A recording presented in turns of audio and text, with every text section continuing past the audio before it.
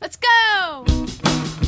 Hi everybody, I am here with my November favorites. I plan to do edibles to begin with, move on to skincare, and then end with a little bit of makeup. Excuse me if my voice is a little bit scratchy.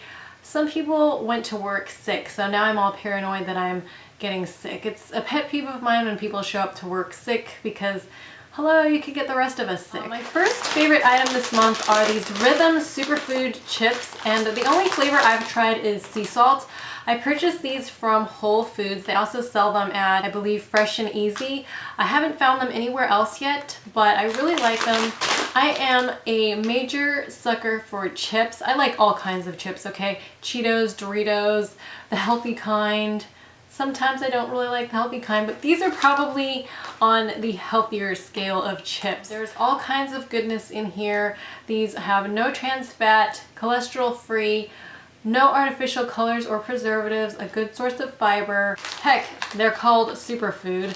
They're made from pea protein, sweet potato, carrot, broccoli, and they are also gluten-free for those of you who are gluten intolerant. They're like a thin cracker crisp, that's what I'd call them. I wouldn't really call them a chip, but they would satisfy a chip craving if you're trying to avoid chips. These kind of taste like a little garden salad chip. That's how I would describe it. Yeah, a garden salad chip. Healthy and delicious. There are these Reed's Kombucha drinks. I've already started drinking this one right here. They're kind of pricey. $2.50 to $3.50. I have the flavors lemon, raspberry, ginger, and goji ginger. To me, they taste like a less sugary ginger ale. It has about half the amount of sugar in one serving of ginger ale. So one of these bottles has 1.6 servings, and each serving has 50 calories. Now the thing about kombucha, which makes it beneficial health-wise, is that it contains live probiotics. So you get the benefits of eating a yogurt. So the brand that I've been drinking is Reed's, but I have had GT's. I think that's what it's called. That one was recommended to me by Emily Doll. I like that also. I haven't tried a kombucha that I don't like yet. So every single flavor that I've tried, I personally really like. Now the flavor is very, very strong, so it's not going to be for everyone. You need to ask yourself if you like carbonation and whether or not you like ginger. Now I have a friend who does not like the taste of ginger, and she bought, I believe, a mango flavored kombucha, which she said she really liked. She likes kombucha too, but she just stays away from the ginger ones. I happen to really love ginger flavors, so I always gravitate towards those. Maybe only the ones I've tried are the extreme tasting ones, but if you are a fan of strong ginger flavor, I would definitely recommend kombucha over ginger ale. One other thing that I wanted to mention about kombucha, because it is made out of tea, there is oolong tea and also yerba tea in these. I was afraid that there was going to be caffeine in it and possibly keep me up at night because I'm very, very sensitive to caffeine.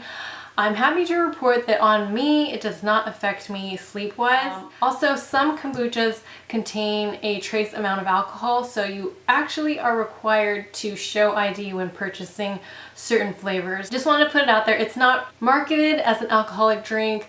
I don't really feel or taste alcohol, at least in these two. I think I tasted the alcohol or felt the alcohol a little bit more in the GT's brand that I tried. Oh dear, the challenges of filming this time of year. It is pitch dark outside, so I'm using indoor lighting. Normally I film with natural light, but it's just not possible at this time of year. By the time I get off work, the sun's already setting because of fall back, time change. Anyway, moving on to my two skincare favorites. The first item is the Seaweed Company Fighting, Flaking, and Scaling Skin Naturally Wildly Natural Seaweed Body Cream. This is with argan oil and kukui oil, and my favorite thing about this is it is unscented. Now I put this on every night on my hands and my body after I've taken a shower. When I wake up in the morning, my hands are not flaky. My hands tend to get flaky during this time of year, especially the edges right around here. In the morning when I wake up, they're not flaky or dry. However, throughout the day, every time I wash my hands, the moisture gets lost from soap, whatnot. It gets washed away, and my hands become more and more dry as the day drags on. use this again at night and I'm good, set to go. The next beauty favorite I have is this Everyday Coconut Water Face Toner. I know, can you believe it? I have a new favorite face toner. I can't believe it either. I know I go on and on and on about my Thayer's Witch Hazel Toner, alcohol free. I believe this is also alcohol free. This has coconut water, neem, papaya, citric acid, potassium sorbate, lavender essential oil. You do have to get used to this because it does smell very strong of pina colada. I wouldn't really say it smells that much like coconut to me. It smells like a pina colada tropical party on your face. The interesting thing about this is there is a spray. So you actually spray your face and then you take a cotton ball and wipe the moisture off your face. So it's reverse tonology. That just came out wrong. Normally with toner, you take the bottle, you take your cotton ball, and then you wipe it on your face, removing dirt and whatnot. This, you spray it on your face and you use a cotton ball to take off the dirt. I find this really hydrating. I haven't broken out since I started using this. For my skin type, combination dry, oily in my T-zone, dry right around here, and then the rest of it is normal. I really like this. I say give it a go. At least it works for me in the winter time, so I'm going to continue to use this. I would definitely repurchase it. So moving on to my makeup favorites. My first makeup favorite is going to be this e.l.f. moisturizing lipstick, and I talked about this I think in my Sephora haul.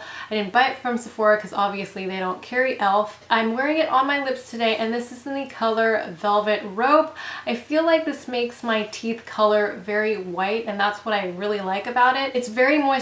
I've been wearing this for a couple hours now and I don't feel the flaking on my lips yet. It could also be because I use the MAC primer. The thing about the packaging is that it shows the lip color underneath, and it's pretty true to color so far in my experience with this shade. The one thing that I don't like about the packaging is it's a little bit unsturdy, so I can actually hear, I'll put this next to the microphone and shake it a little bit. You can hear the lipstick wobbling around, so I would not screw the lipstick up into play because I would be afraid to knock the lipstick out of the container. If you take something like a MAC lipstick and shake it around, you'll never hear that jostling sound. So I'm not crazy about the jostling sound that the e.l.f. moisturizing lipstick makes, but the quality of this product itself is really good. Of course, being a moisturizing lipstick, it's not going to have the staying power of a matte lipstick. So I do find that it wipes away quite easily. I have a couple shades and I plan to do a swatch video in the future. The other one that I've been playing with is Coral Cutie. I don't really like this shade on my skin tone, but it is a pretty color. So that's where it is.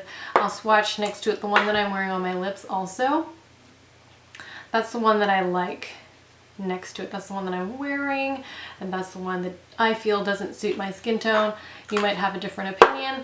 Again, I really like the fact that on the bottom it shows the color of the lipstick, so you could store these in your container upside down, and without having to open each one up, you can see what color it is. Also, the scent of the lipstick starts off vanilla scented, but it fades fairly quickly. It reminds me a lot of the MAC scent of lipstick, but again, it fades much quicker than the MAC lipsticks, I feel like, at least anyway. And my next favorite is this Revlon Colorburst lip lacquer, or lacquer balm, sorry, in the color Whimsical. I've been wearing this one to work a lot. Also, a moisturizing lip balm. And then again, it doesn't have an incredible lasting power. That's where it is. I've been wearing this one in the morning. It doesn't leave a stain like the Revlon Kissable Balm stains, but I think that's a good thing because the Revlon Kissable Balm stains leaves a fairly ugly Kool-Aid looking, I don't know what it is about that. And also the Revlon Kissable Balm stains, they kind of stink after a while. Have you noticed that? Has anyone else noticed that? I don't know, I used to be obsessed with them, but now every time I use them, I feel like after half an hour, my lips smell funky. This one does not have that problem, thankfully. Moving on to my next favorite, I have the e.l.f. Pressed Mineral Blush, and this is in the shade Cabo Cabana. I have it on this side right here. It reminds me so much of the Nars Orgasm, which I actually put on this side. So there is your the comparison, but I feel like they're fairly similar in the sense that you wouldn't really notice that much of a difference. Hey girls, for a fraction of the price, yeah, exactly. It also reminds me a little bit of the Cargo Blu-ray. It's not the same color, but the effect that it gives you is the same. Sort of highlighted cheekbone blush. That's the type of blush I would use it as. So it wouldn't be my main blush, but it would be the blush that I use to top off the look. Again, these two are not the same colors, but the effect that they give is similar. Second to last makeup favorite is the Makeup Forever Aqua Shadow in 20E, and I've been using this underneath in my lower lash line. I guess that looks a little weird, but I feel like this camouflages more underneath my eye rather than a white or a beige eyeliner, and being waterproof, it lasts very well. It has a good staying power. This is what it looks like right about here. So it just gives my eye a little bit of brightness. So I don't know, can you see it? It is right there. It's actually fairly obvious to me because that's not what my lower eye line typically looks like when I'm not using this product. And then my last favorite is the Too Faced Tinted Beauty Balm. I got this as a free sample. It doesn't have a shade, so I'm not sure if Too Faced only makes one standard shade. I'm not wearing this today. It's extremely sheer, so wouldn't have very much coverage at all, but I've been wearing this one to work. There it is, and then that's what it looks like. It's just a very light tinted moisturizer. You want to use it if you don't really want to look like you're wearing any makeup, I would say, because it doesn't have much coverage at all. It just gives your skin the tiniest little bit of tint, but I like it because it's moisturizing and it feels lightweight. I don't feel like it's something that would stay in place, so it probably wouldn't be good for oily skin or for somebody in the summertime. So that is my November favorites. Thanks for watching and see you next time. Bye!